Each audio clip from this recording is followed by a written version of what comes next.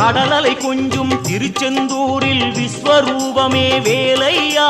பழமுதி சோலை அறுவடை வீடும் புண்ணிய தரிசனம் முருகையா திருநீர் அணிந்து வரும் போது நெஞ்சில் நிம்மதி பிறக்குது கந்தையா சுகனே சிவனார் மகனே உன்னை பாட பாட சுகமாகுதையா வேல் முருகா அரோகரா அரோகரா வேல் முருகா